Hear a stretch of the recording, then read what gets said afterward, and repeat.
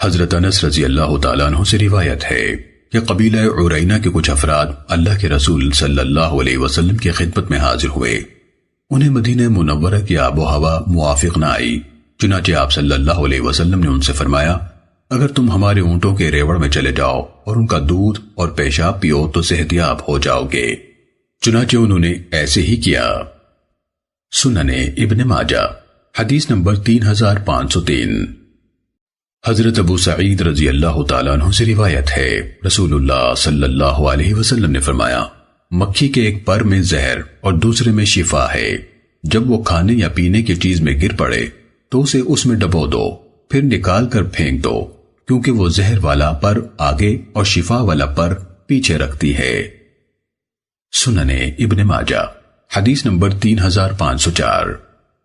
حضرت ابو ہریرہ رضی اللہ تعالیٰ عنہ سے روایت ہے، نبی صلی اللہ علیہ وسلم نے فرمایا، جب تمہارے کسی کے مشروب میں مکھی گر پڑے تو اسے چاہیے کہ اس میں ڈبو دے، پھر باہر نکال کر پھینک دے، کیونکہ اس کے ایک پر میں بیماری اور دوسرے میں شفا ہے۔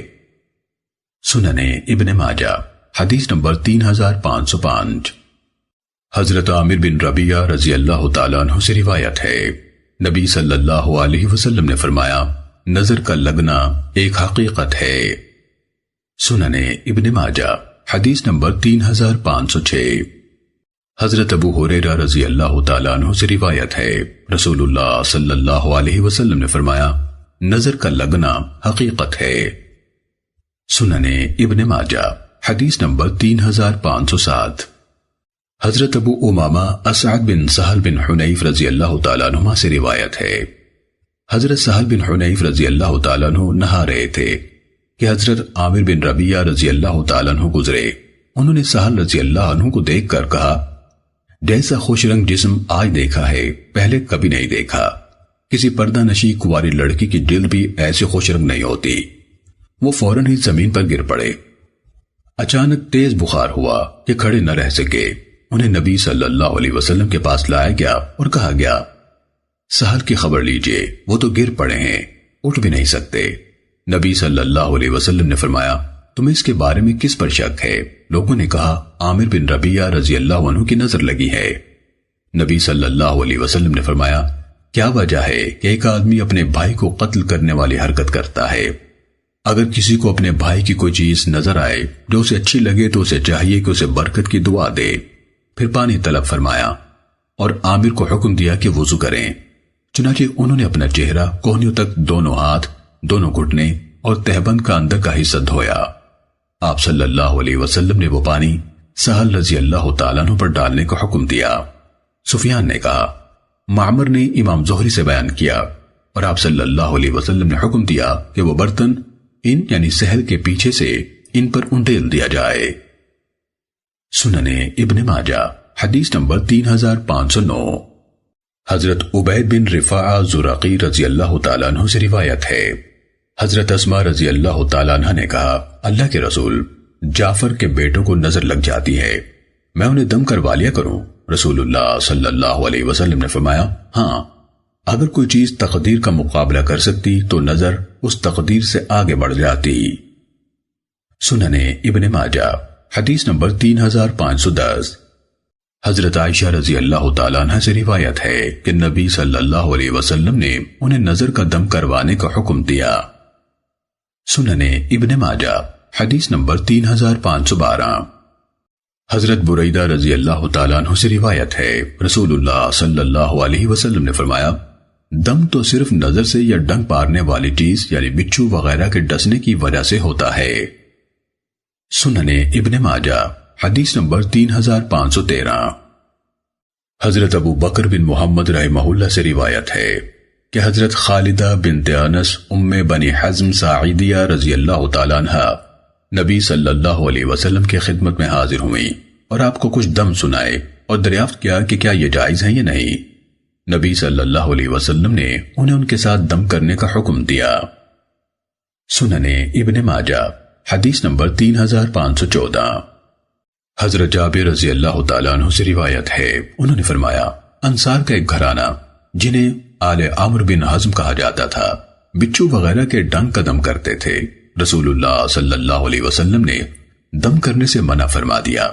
انہوں نے حاضر خدمت ہو کر عرض کیا، اے اللہ کے رسول، آپ نے دم جھاڑوں سے منع فرما دیا ہے، حالانکہ ہم زہریلے جانور کے ڈنک کا دم کیا کرتے ہیں۔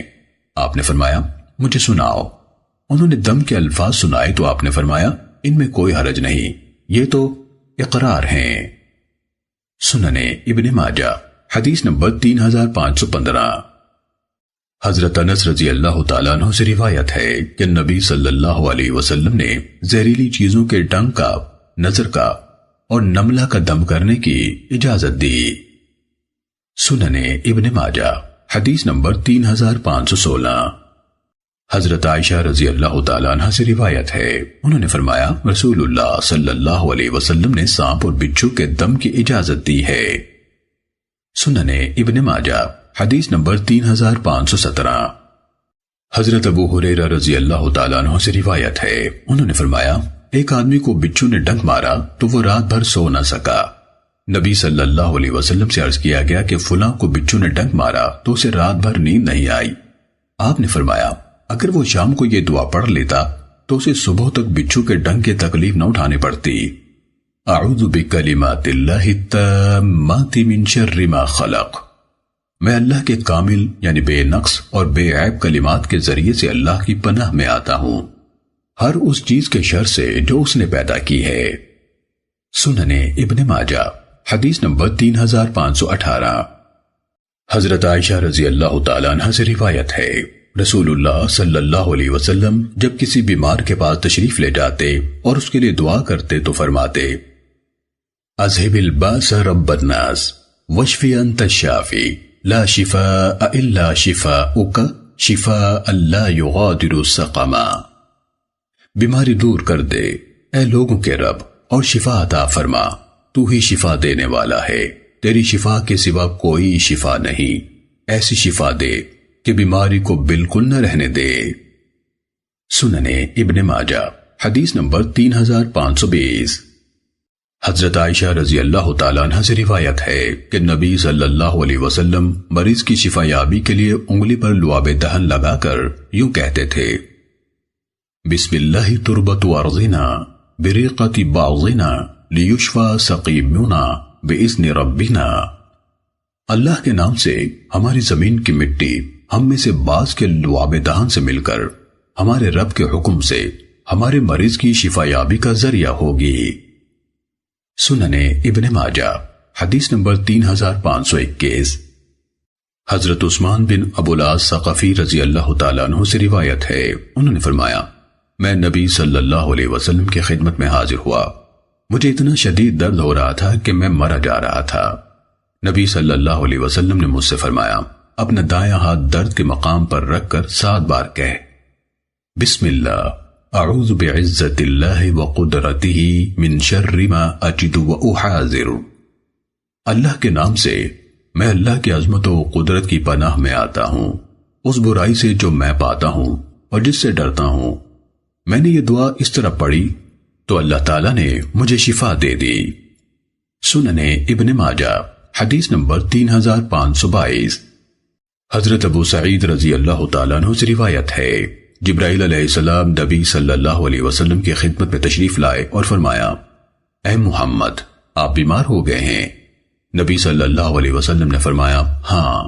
جبرائیل علیہ السلام نے فرمایا، بسم اللہ ارقیک من کل شیء یؤذیک من شر کل نفس او عین او حاسد اللہ یشفیک، بسم اللہ ارقیک، میں آپ کو اللہ کے نام سے دم کرتا ہوں آپ کو تکلیف دینے والی ہر چیز سے، ہر جان یا آنکھ یا حاسد کے شر سے، اللہ آپ کو شفا دے، میں آپ کو اللہ کے نام سے دم کرتا ہوں۔ سننے ابن ماجہ حدیث نمبر 3523۔ حضرت عبداللہ بن عباس رضی اللہ تعالیٰ عنہ سے روایت ہے کہ نبی صلی اللہ علیہ وسلم حضرت حسن اور حضرت حسین رضی اللہ تعالیٰ عنہ کو دم کرتے تو یوں فرماتے تھے، اعوذ بکلمات اللہ التامہ من کل شیطان وہامہ ومن کل عین لامہ، میں اللہ تعالیٰ کے کامل کلمات کی پناہ میں آتا ہوں ہر شیطان سے اور کیڑے مکوڑے سے اور ہر دیوانہ کر دینے والی آنکھ سے۔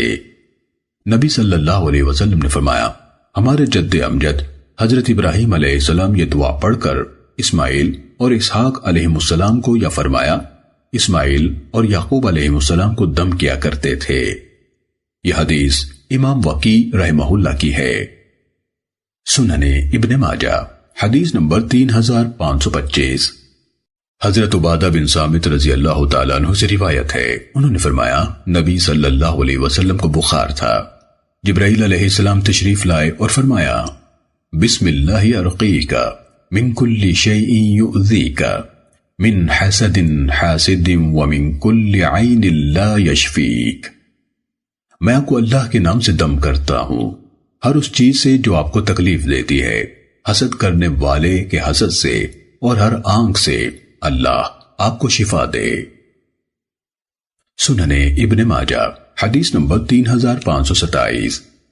حضرت عائشہ رضی اللہ تعالیٰ عنہ سے روایت ہے کہ نبی صلی اللہ علیہ وسلم دم کرتے وقت پھونک مارتے تھے۔ سنن ابن ماجہ حدیث نمبر 3528۔ حضرت عائشہ رضی اللہ تعالیٰ عنہ سے روایت ہے کہ انہوں نے فرمایا، نبی صلی اللہ علیہ وسلم جب بیمار ہو جاتے تھے تو معوذات سورتیں پڑھ کر اپنے آپ پر پھونک مارتے تھے۔ جب آپ کا مرض شدت اختیار کر گیا تو میں نبی صلی اللہ علیہ وسلم پر یہ سورتیں پڑھتی تھی اور آپ کا ہاتھ اس سے برکت کی امید پر آپ کے جسم پر پھیرتی تھی۔ سنن ابن ماجہ حدیث نمبر 3529۔ حضرت ام جندب رضی اللہ تعالیٰ عنہ سے روایت ہے، انہوں نے فرمایا، میں نے قربانی کے دن رسول اللہ صلی اللہ علیہ وسلم کو دیکھا کہ آپ نے وادی کے نشیبی حصے میں کھڑے ہو کر بڑے جمرے پر کنکریاں ماری، پھر واپس ہوئے۔ قبیلہ خثعم کی خاتون آپ کے پیچھے چل پڑی۔ اس کے پاس ایک بچہ تھا جسے آسیب کی شکایت تھی اور وہ بات نہیں کرتا تھا۔ اس خاتون نے عرض کی، اللہ کے رسول، یہ میرا بیٹا ہے اور میرے گھر میں یہی باقی بچا ہے اور اسے آسیب ہے، یہ کلام نہیں کرتا۔ رسول اللہ صلی اللہ علیہ وسلم نے فرمایا، میرے پاس تھوڑا سا پانی لاؤ۔ پانی لایا گیا۔ نبی صلی اللہ علیہ وسلم نے اپنے ہاتھ دھوئے اور کلی کی، پھر یہ مستعمل پانی اسے دے دیا اور فرمایا، کچھ پانی اسے پلا دینا، کچھ اس کے اوپر ڈال دینا اور اس کے لیے اللہ سے شفا کی دعا کرنا۔ ام جندب رضی اللہ تعالیٰ عنہ نے فرمایا، میں اس عورت سے ملی اور کہا، اس میں تھوڑا سا متبرک پانی مجھے بھی دے دو۔ اس نے کہا، یہ تو اس بیمار کے لیے ہے۔ ام جندب رضی اللہ تعالیٰ عنہ نے فرمایا، 1 سال بعد اس عورت سے میری ملاقات ہو گئی تو میں نے اس لڑکے کے بارے میں پوچھا۔ اس نے کہا وہ صحت یاب ہو گیا ہے اور ایسا عقل مند ہو گیا ہے جو عام لوگوں کی طرح نہیں بلکہ ان سے بڑھ کر عقل مند ہو گیا ہے۔ سنن ابن ماجہ حدیث نمبر 3532۔ حضرت عائشہ رضی اللہ تعالیٰ عنہ سے روایت ہے، انہوں نے فرمایا، نبی صلی اللہ علیہ وسلم نے 2 دھاریوں والے سام کو قتل کرنے کا حکم دیا کیونکہ وہ بینائی ضائع کر دیتا ہے اور حمل کو نقصان پہنچاتا ہے۔ دھاریوں والے سے مراد ایک برا سانپ ہے۔ سنن ابن ماجہ حدیث نمبر 3534۔ حضرت عبداللہ بن عمر رضی اللہ تعالیٰ عنہ سے روایت ہے، رسول اللہ صلی اللہ علیہ وسلم نے فرمایا، سانپوں کو قتل کرو اور 2 لکیروں والے سانپ کو اور دم کٹے سانپ کو قتل کر دو کیونکہ یہ بینائی ضائع کر دیتے ہیں اور حمل گرا دیتے ہیں۔ سنن ابن ماجہ حدیث نمبر 3535۔ حضرت ابو ہریرہ رضی اللہ تعالیٰ عنہ سے روایت ہے، انہوں نے فرمایا، نبی صلی اللہ علیہ وسلم کو اچھا شگون لینا پسند تھا اور بدفعلی ناپسند تھی۔ سنن ابن ماجہ حدیث نمبر 3536۔ حضرت انس رضی اللہ تعالیٰ عنہ سے روایت ہے، نبی صلی اللہ علیہ وسلم نے فرمایا، بیماری کا متعدی ہونا کوئی چیز نہیں، بدفعلی کچھ نہیں، اور میں اچھی فعل کو پسند کرتا ہوں۔ سنن ابن ماجہ حدیث نمبر 3537۔ حضرت عبداللہ بن مسعود رضی اللہ تعالیٰ عنہ سے روایت ہے، رسول اللہ صلی اللہ علیہ وسلم نے فرمایا، بدفعلی شرک ہے اور ہم میں سے ہر کسی کو کوئی نہ کوئی وہم ہو ہی جاتا ہے، لیکن اللہ تعالیٰ توکل کی وجہ سے اسے دفع کر دیتا ہے۔ سنن ابن ماجہ حدیث نمبر 3538۔ حضرت عبداللہ بن عباس رضی اللہ تعالیٰ عنہما سے روایت ہے، رسول اللہ صلی اللہ علیہ وسلم نے فرمایا، چھوت کی کوئی حقیقت نہیں بدشگونی کی کوئی حقیقت نہیں، کھوپڑی کے الو کی کوئی حقیقت نہیں، اور سفر کی کوئی حقیقت نہیں۔ سننے ابن ماجہ حدیث نمبر 3539۔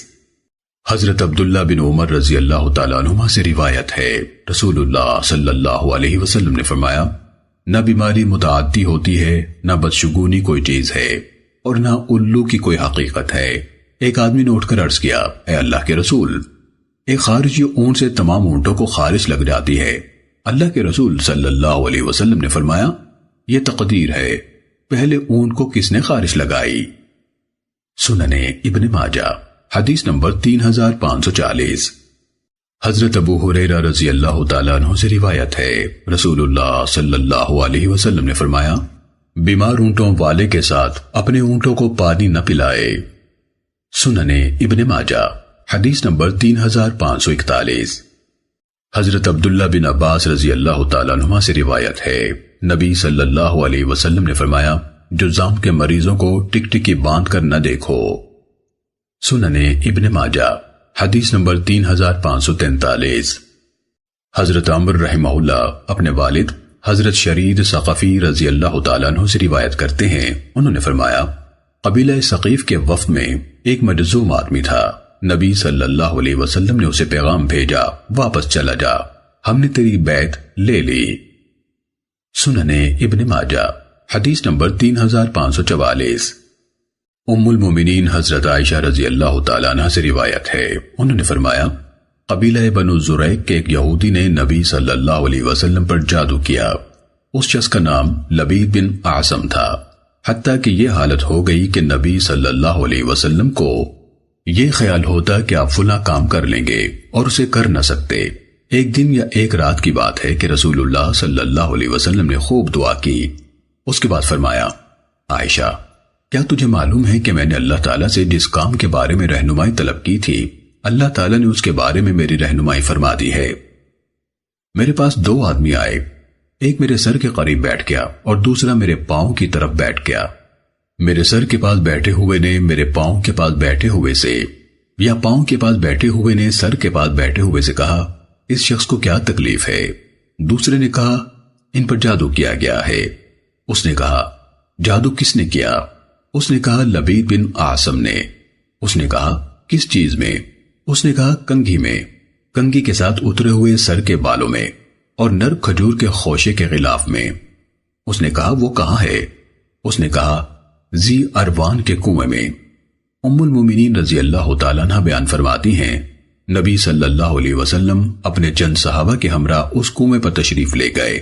واپس آنے کے بعد فرمایا، قسم اللہ کی، عائشہ، اس کنویں کا پانی ایسا تھا جیسے پانی میں مہندی بھگوئی گئی ہو، اور کھجور کے درخت ایسے تھے جیسے شیطانوں کے سر۔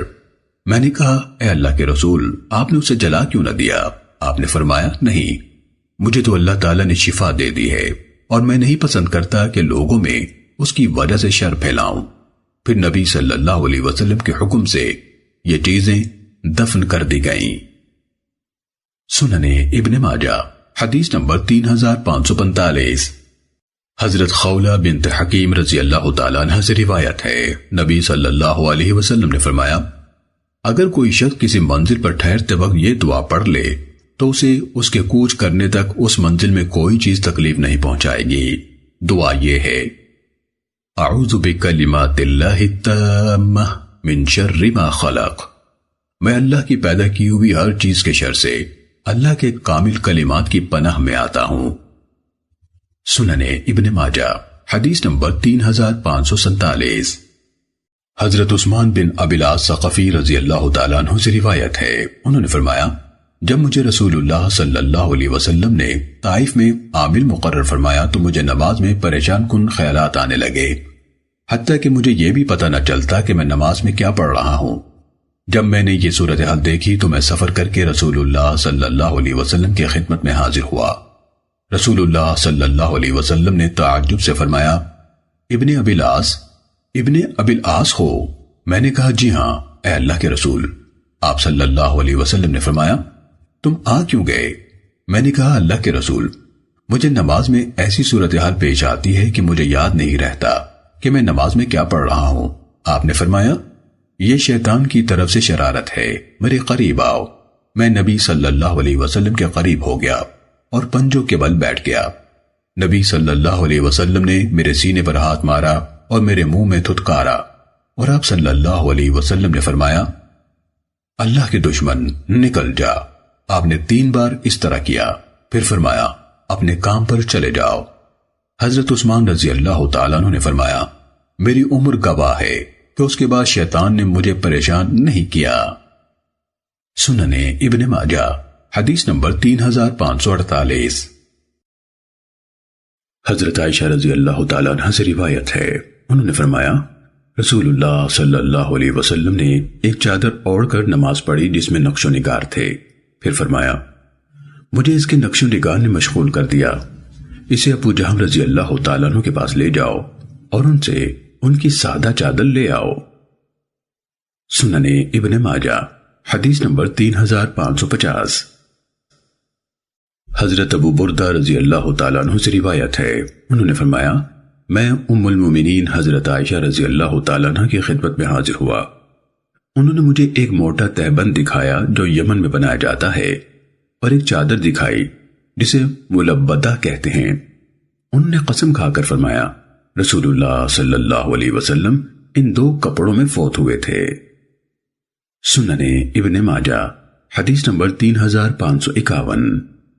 حضرت انس بن مالک رضی اللہ تعالیٰ عنہ سے روایت ہے، انہوں نے فرمایا میں نبی صلی اللہ علیہ وسلم کے ہمراہ تھا جبکہ آپ صلی اللہ علیہ وسلم نے موٹے کنارے والی نجرانی چادر اوڑھ رکھی تھی۔ سننے ابن ماجہ حدیث نمبر 3553۔ حضرت سہل بن سعد ساعدی رضی اللہ تعالیٰ عنہ سے روایت ہے کہ خاتون رسول اللہ صلی اللہ علیہ وسلم کی خدمت میں ایک چادر لے کر حاضر ہوئی اور عرض کیا اے اللہ کے رسول، میں نے یہ چادر اپنے ہاتھ سے بنی ہے تاکہ آپ کو پہناؤں۔ رسول اللہ صلی اللہ علیہ وسلم نے وہ چادر لے لی کیونکہ آپ کو اس کی ضرورت تھی۔ آپ گھر سے تشریف لائے تو وہ چادر تہبند کے طور پر پہن رکھی تھی۔ فلاں آدمی آیا، حضرت سہل رضی اللہ تعالیٰ عنہ نے اس دن اس شخص کا نام بھی لیا تھا، بعد میں راوی کو یاد نہیں رہا۔ اس آدمی نے کہا اے اللہ کے رسول، یہ چادر کتنی اچھی ہے، مجھے عنایت فرما دیجئے۔ آپ صلی اللہ علیہ وسلم نے فرمایا اچھا۔ جب آپ گھر تشریف لے گئے تو وہ چادر تہہ کر کے اس صحابی کے ہم بھیج دی۔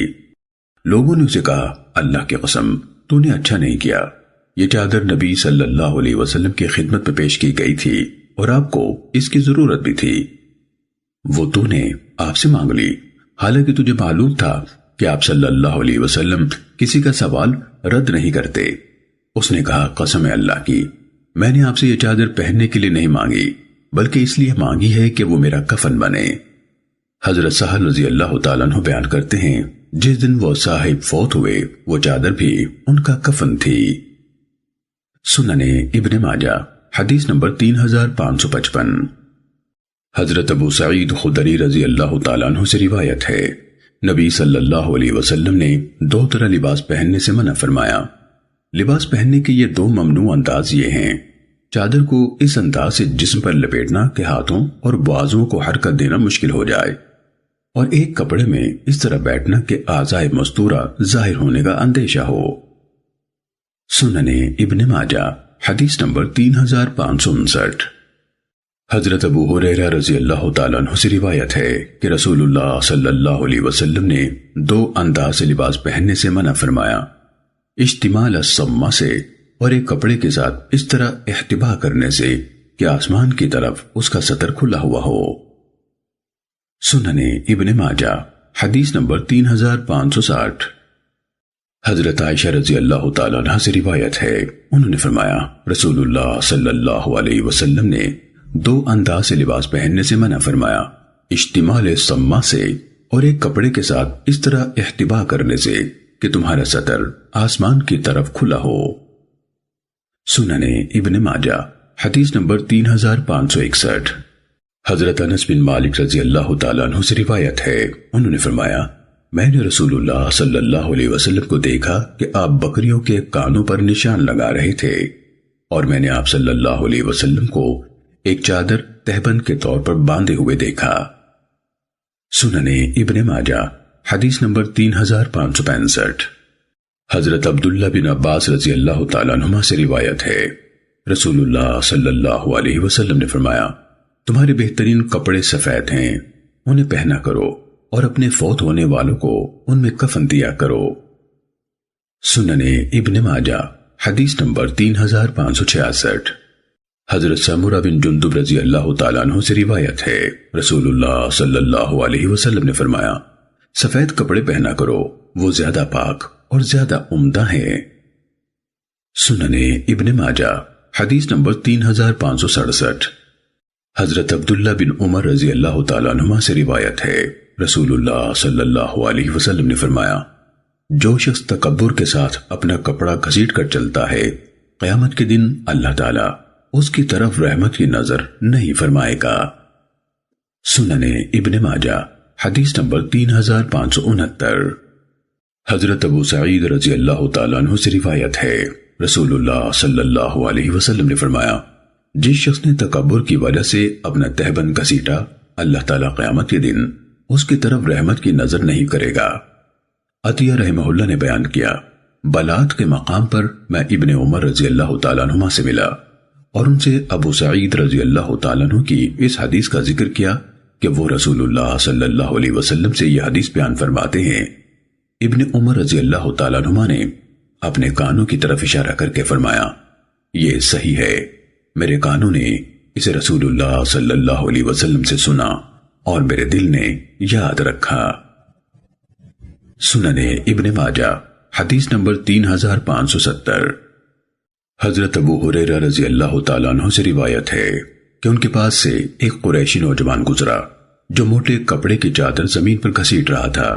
انہوں نے فرمایا، بھتیجے، میں نے رسول اللہ صلی اللہ علیہ وسلم سے سنا، آپ فرما رہے تھے، جو شخص تکبر کی وجہ سے اپنا کپڑا گھسیٹ کر چلتا ہے، قیامت کے دن اللہ تعالیٰ اس کی طرف رحمت کی نظر نہیں فرمائے گا۔ سننے ابن ماجہ حدیث نمبر 3571۔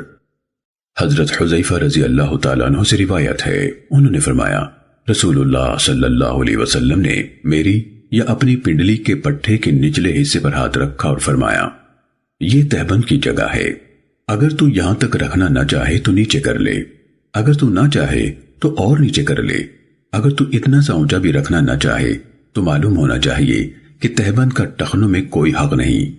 امام ابن ماجہ رحمہ اللہ نے یہی روایت علی بن محمد کے واسطے سے بھی اسی طرح نبی صلی اللہ علیہ وسلم سے بیان کی ہے۔ سننے ابن ماجہ حدیث نمبر 3572۔ حضرت عبد الرحمن بن یعقوب جونی حرقی رحمہ اللہ سے روایت ہے، انہوں نے کہا، میں نے حضرت ابو سعید رضی اللہ تعالیٰ عنہ سے کہا، کیا آپ نے رسول اللہ صلی اللہ علیہ وسلم سے تہبند کے بارے میں کوئی فرمان سنا ہے؟ انہوں نے کہا، ہاں، میں نے رسول اللہ صلی اللہ علیہ وسلم سے سنا، آپ فرما رہے تھے، مومن کا تہبند یعنی شلوار، پینٹ اور پاجامہ وغیرہ اس کی پنڈلیوں کے نصف تک بلند ہوتا ہے، اس جگہ اور ٹخنوں کے درمیان رکھنے میں اس پر کوئی گناہ نہیں، اور جو ٹخنوں سے نیچے ہو وہ جہنم میں ہے۔ نبی صلی اللہ علیہ وسلم نے یہ بات 3 بار فرمائی۔ جو شخص تکبر کے ساتھ تہبند زمین پر گھسیٹے گا، اللہ تعالیٰ اس کی طرف رحمت کی نظر سے نہیں دیکھے گا۔ سننے ابن ماجہ حدیث نمبر 3573۔ حضرت مغیرہ بن شعبہ رضی اللہ تعالیٰ عنہ سے روایت ہے، رسول اللہ صلی اللہ علیہ وسلم نے فرمایا، اے سفیان بن سہل، کپڑا جائز حد سے زیادہ نہ لٹکا، اللہ تعالیٰ کپڑا لٹکانے والوں کو پسند نہیں فرماتا۔ سننے ابن ماجہ حدیث نمبر 3574۔ ام المومنین حضرت ام سلمہ رضی اللہ تعالیٰ عنہ سے روایت ہے، انہوں نے فرمایا، رسول اللہ صلی اللہ علیہ وسلم کو کوئی کپڑا قمیص سے زیادہ پسند نہیں تھا۔ سننے ابن ماجہ حدیث نمبر 3575۔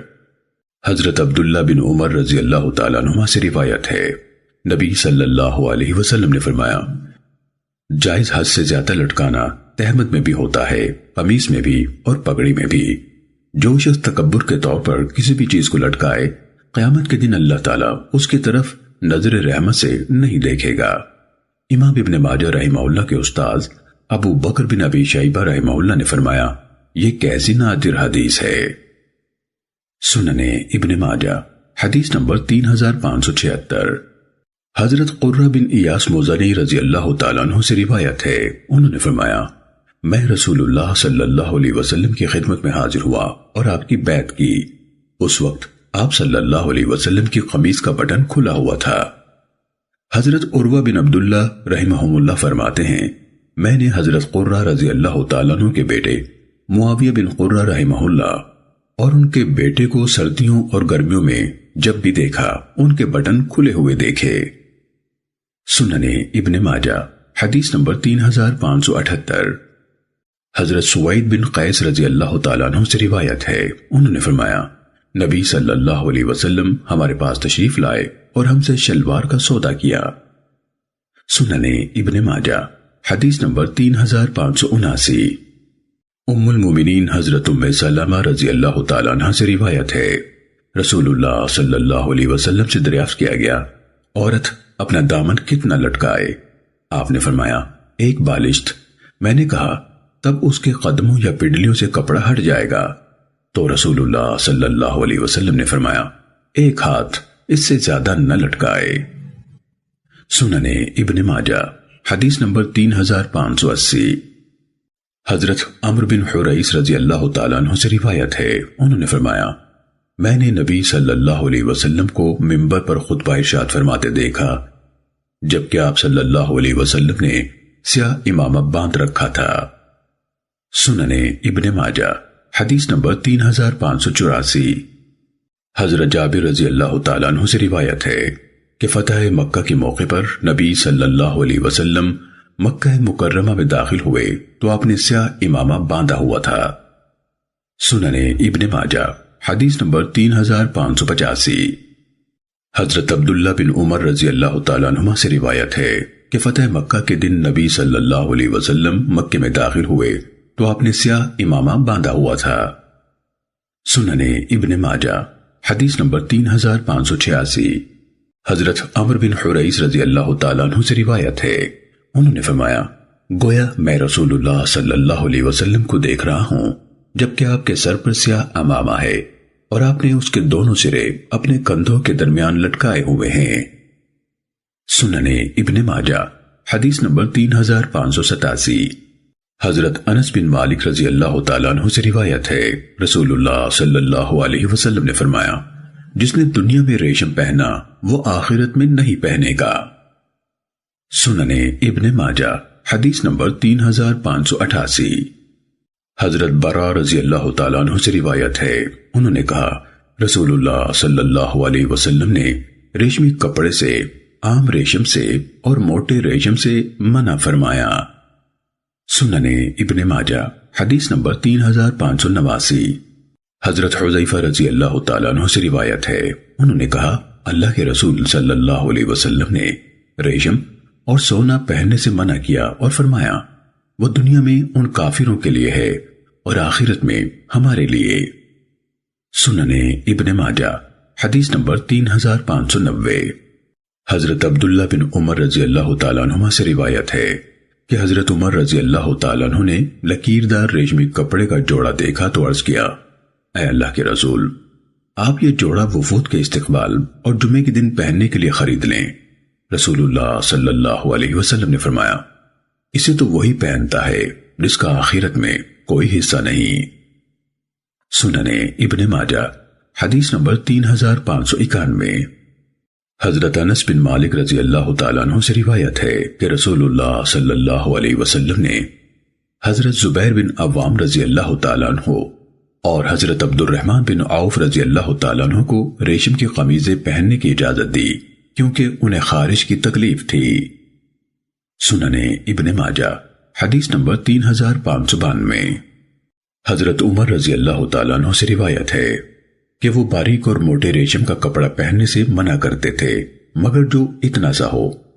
پھر حضرت عمر رضی اللہ تعالیٰ عنہ نے ایک انگلی سے اشارہ کیا، پھر دوسری سے، پھر تیسری سے، پھر چوتھی سے اور فرمایا رسول اللہ صلی اللہ علیہ وسلم ہمیں اس سے منع فرمایا کرتے تھے۔ سننے ابن ماجہ حدیث نمبر 3593۔ حضرت اسما بنت ابی بکر رضی اللہ تعالیٰ عنہ کے آزاد کردہ غلام حضرت ابو عمر عبداللہ بن کیسان تیمی رحمہ اللہ سے روایت ہے، انہوں نے فرمایا میں نے دیکھا کہ حضرت عبداللہ بن عمر رضی اللہ تعالیٰ عنہما نے امامہ خریدا جس کے کنارے پر ریشم کے نشان تھے۔ انہوں نے قینچی طلب فرمائی اور اسے کاٹ ڈالا۔ میں نے حضرت اسما رضی اللہ تعالیٰ عنہ کی خدمت میں حاضر ہو کر یہ واقعہ بیان کیا تو انہوں نے فرمایا تعجب ہے عبداللہ پر، اور اپنی خادمہ کو آواز دی اے لڑکی، رسول اللہ صلی اللہ علیہ وسلم کا جبہ لاؤ۔ وہ نبی صلی اللہ علیہ وسلم کا جبہ لائی جس کی آستینوں، گریبان اور دونوں طرف کے چاک کے کناروں پر ریشم لگا ہوا تھا۔ سنن ابن ماجہ حدیث نمبر 3594۔ حضرت علی رضی اللہ تعالیٰ عنہ سے روایت ہے، انہوں نے فرمایا رسول اللہ صلی اللہ علیہ وسلم نے اپنے بائیں ہاتھ میں ریشم اور دائیں ہاتھ میں سونا لیا، پھر دونوں ہاتھ بلند کر کے فرمایا یہ دونوں چیزیں میری امت کے مردوں پر حرام اور ان کی عورتوں کے لیے حلال ہیں۔ سنن ابن ماجہ حدیث نمبر 3595۔ حضرت علی رضی اللہ تعالیٰ عنہ سے روایت ہے کہ رسول اللہ صلی اللہ علیہ وسلم کو ایک حلہ یعنی چادروں کا جوڑا ہدیے کے طور پر پیش کیا گیا جس کا تانا یا بانا ریشم سے بنا ہوا تھا۔ نبی صلی اللہ علیہ وسلم نے وہ حلہ میرے پاس بھیج دیا۔ میں نے حاضر خدمت ہو کر عرض کیا اے اللہ کے رسول، میں اسے کیا کروں؟ کیا میں اسے پہن سکتا ہوں؟ آپ صلی اللہ علیہ وسلم نے فرمایا نہیں، اس سے فاطمہ کو اوڑھنیاں بنا دے۔ سنن ابن ماجہ حدیث نمبر 3596۔ حضرت عبداللہ بن عمر رضی اللہ تعالیٰ عنہ سے روایت ہے، انہوں نے فرمایا رسول اللہ صلی اللہ علیہ وسلم ہمارے پاس گھر سے باہر تشریف لائے۔ آپ کے ایک ہاتھ میں ریشمی کپڑا تھا اور دوسرے ہاتھ میں سونا۔ آپ نے فرمایا یہ دونوں چیزیں میری امت کے مردوں پر حرام اور ان کی عورتوں کے لیے حلال ہیں۔ سنن ابن ماجہ حدیث نمبر 3597۔ حضرت برا رضی اللہ تعالیٰ عنہ سے روایت ہے، انہوں نے فرمایا میں نے کسی کو رسول اللہ صلی اللہ علیہ وسلم سے زیادہ صاحب جمال نہیں دیکھا، جبکہ آپ نے بالوں میں کنگھی کی ہوئی تھی اور سرخ چادریں، تہبند اور چادر پہن رکھی تھیں۔ سنن ابن ماجہ حدیث نمبر 3599۔ حضرت بریدہ بن حصیب اسلمی رضی اللہ تعالیٰ عنہ سے روایت ہے، انہوں نے فرمایا میں نے دیکھا کہ رسول اللہ صلی اللہ علیہ وسلم خطبہ دے رہے تھے کہ اتنے میں حضرت حسن رضی اللہ تعالیٰ عنہ اور حضرت حسین رضی اللہ تعالیٰ عنہ آ گئے۔ انہوں نے سرخ قمیضیں پہن رکھی تھیں، کبھی گرتے تھے کبھی اٹھتے تھے۔ نبی صلی اللہ علیہ وسلم ممبر سے اتر آئے اور انہیں گود میں اٹھا لیا اور فرمایا اللہ اور اس کے رسول نے سچ فرمایا، انما اموالکم و اولادکم فتنہ، تمہارے مال اور تمہاری اولاد ایک آزمائش ہیں۔ میں نے انہیں دیکھا تو مجھ سے صبر نہ ہوا، پھر آپ نے خطبہ دینا شروع کر دیا۔ سنن ابن ماجہ حدیث نمبر 3600۔